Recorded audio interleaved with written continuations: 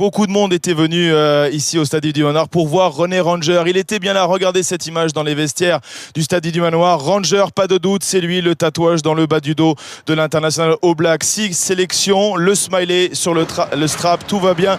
René Ranger va pénétrer comme vous sur le pelouse du top 14, dans le grand bain du top 14 pour sa première apparition face aux champions de France du Castres Olympique. De l'émotion aussi pour Julien Thomas qui retrouve son ancien club. 9 saisons passées pour Julien Thomas sous les couleurs montpelliéraines. Les Montpelliérains qui sont sous pression dès l'entame de match puisque le Castres Olympique prend les commandes. Le Castres Olympique a les ballons, à l'image ici de Marcel Garvé. Des occasions franches, des initiatives, de l'alternance au large, au pied et finalement pas d'essai, pas de temps fort récompensé pour les Castrés qui vont donc s'en remettre logiquement à la botte de leur buteur Geoffrey Palis puisqu'il ouvre le score 3-0. Les Castrés qui vont ensuite insister dans le secteur de la mêlée fermée, qui vont être récompensés une nouvelle fois. Et voilà comment après 10 minutes de jeu au Stade du Manoir, ce sont les Castrés qui mènent 6-0 grâce à 2 pénalités par signé Geoffrey Palis. Mais voilà, Montpellier va se réveiller avec la première intervention dans le top 14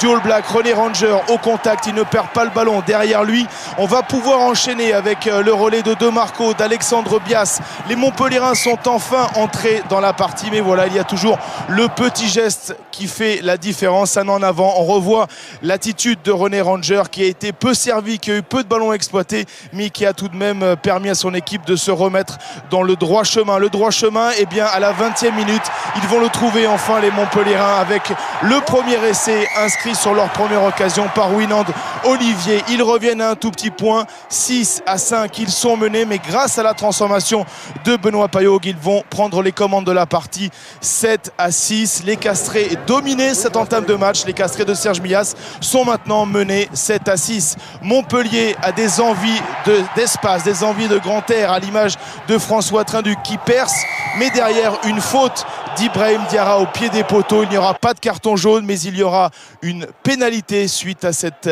belle initiative de François Trinduc. Et à la mi-temps, Benoît Payaug va permettre à son équipe de regagner les vestiaires avec une courte avance, 10-9.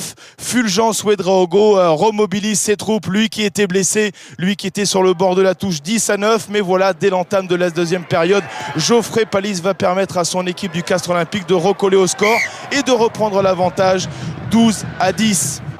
C'est un match très serré, c'est un match où il y a des envies, que ce soit au large ou au près. On sollicite encore une fois René Ranger, une action qui ne débouchera sur rien, si ce n'est sur une pénalité de Benoît Payaug qui va permettre dans un premier temps à Montpellier de mener 13-12 et ensuite 16-12. 4 points d'avance seulement pour l'équipe de Montpellier. Les deux équipes sont au coude à coude. La rencontre est très fermée, très serrée et va basculer ici avec le carton jaune d'Ibrahim Diarra. Les Castrés sont 4-14 contre 15. Les Castrés pourtant ne vont pas encaisser de points et voilà comment à 10 minutes de la fin, sur l'une de leurs rares occasions, passe au pied de Kirkpatrick, remise volleyée de Romain Martial pour Geoffrey Palis qui, à la surprise générale, permet à son équipe de mener 17-16. Geoffrey Palis va manquer la transformation.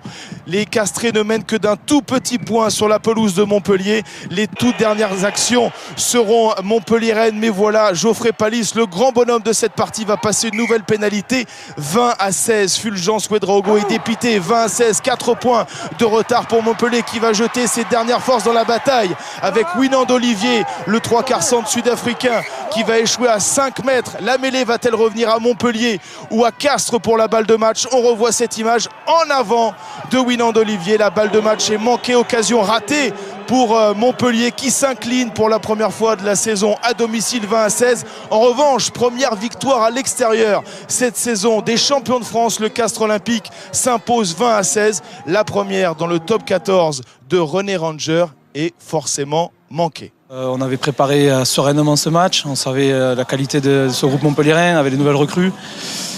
On savait que ça allait être compliqué et puis je pense que tout le monde s'est mobilisé à 200% pour justement trouver les clés de la première victoire. Maintenant, je pense que l'état d'esprit du groupe a fait qu'on a pu basculer vers la victoire parce que tout le monde a mis du cœur, tout le monde a mis de l'envie. Il n'y a pas eu forcément un grand match face à une équipe avec une grosse défense comme Montpellier. On savait très bien que ça n'allait pas envoyer des ballons à l'aile, mais voilà, on a su tenir un peu le combat et ça nous a réussi. Ouais.